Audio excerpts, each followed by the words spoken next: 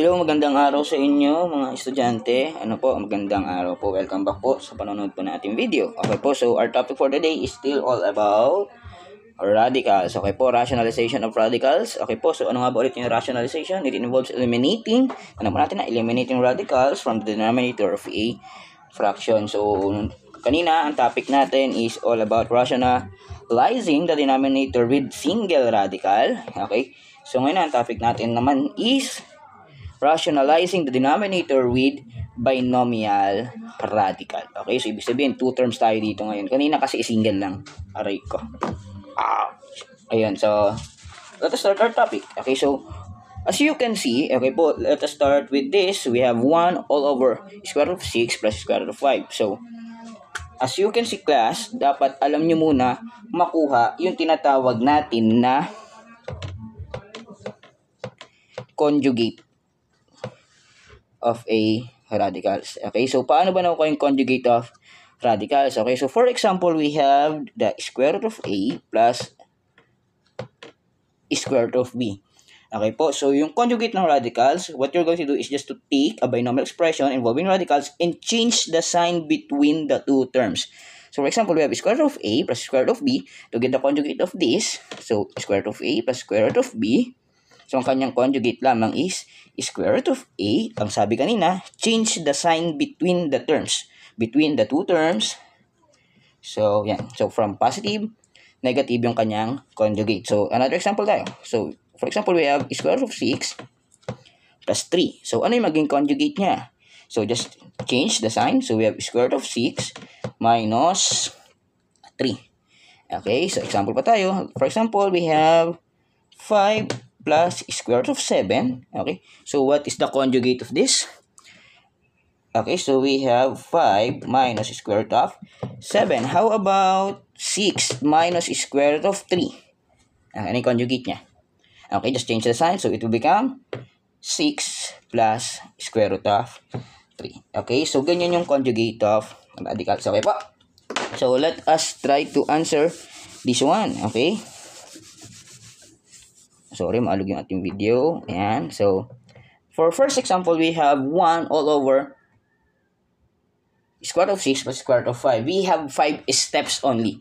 So, ilagay natin. So, we have I, C, M, S. O, pwede na yan. Kahit 4 lang. Walang problema dyan. Okay, so ano yung I? So, I stands for to identify the binomial radical. Okay, so ito yung binomial radical. Okay. Next, yung C. Okay, identify yung radical pa rin natin. Okay po. Next is letter C, which is the conjugate of the binomial. Okay po, so conjugate nito. So alam na natin kagad yung conjugate niya. Next, letter M, multiply by its conjugate, yung numerator at saka denominator. And lastly, letter S, syempre, simplify natin yung ating sagot. Okay, so burahin natin, tandaan natin, I, identify, C, the conjugate, M, multiply its conjugate to the numerator, denominator, and lastly, S, which is to simplify the answer. Okay, so let us start this. So we have 1 all over square root of 6 plus square root of 5. So first thing that you need to do is to identify the binomial radical. So ito na yan. Okay, so next, letter number 2. What is the second step? Multiply by its conjugate. So ano ba yung conjugate niya? So we all know that that is square root of 6 minus square root of 5. So, yung multiply natin siya sa numerator and denominator. Then, after that, okay, so what we're going to do is to multiply this numerator and denominator. So, lagyan lang natin parenthesis. Okay, so pag pinag-multiply natin yan, so 1 times square root of 6 minus square root of 5, or the quantity of this. So, we have square root of 6 minus square root of 5. All over, so as we can see, this is a binomial, okay, two binomials. So, we can use the difference of the squares. Okay po. So, kung alam natin yung difference of the squares, that is a minus b, or plus. Okay, that is a minus b. Kung pare-parehas siya. Okay po. So, that is what we call the difference of the square. Ano yun? So, that is also equal to a squared minus b squared. Okay?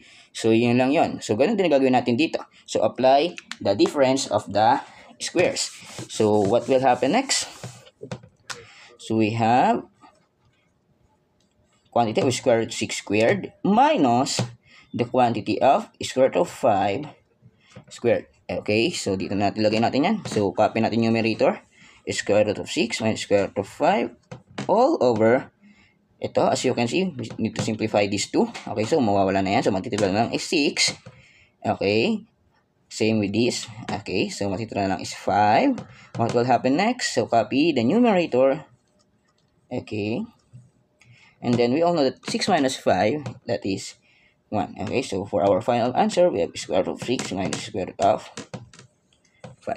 Okay, so yun lang yan. So that is for our first example. Ayan, so picture nyo muna. Okay, so next example tayo. Okay.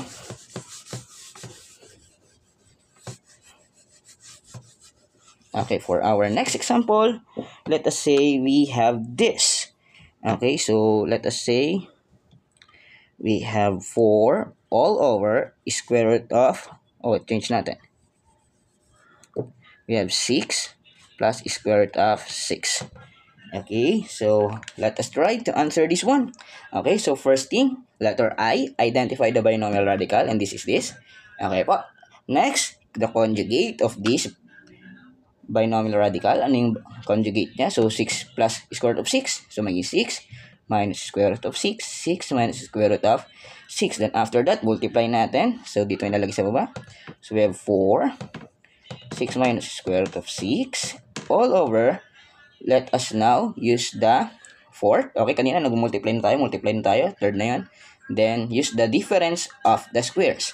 So, squared natin. So, we have 6 squared minus the quantity of 6, square root of 6 squared. Okay, then after that, so we have 4, 6 minus the square root of 6 all over. So what is 6 squared? So that is 36 minus, remove this. Okay, we have 6. So what will happen next? Okay, so we have 4, 6 minus the square root of 6 all over. What is 36 minus 6? So that is 30. Okay, so after that, simplify din natin to. 4 and 30 because we all know that 4 and 30 is both divisible by 2. Okay, so what will happen next? So for the final answer, ibabox ko na dito. Okay, so we have 2, 6, minus square root of 6 all over 15. Okay, so that is the final answer. Okay, so picture nyo muna. Okay, and for last, try this.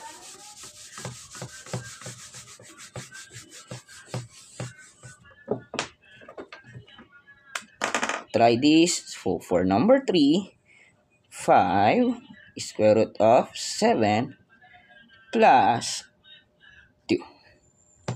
Okay, try this one. Go.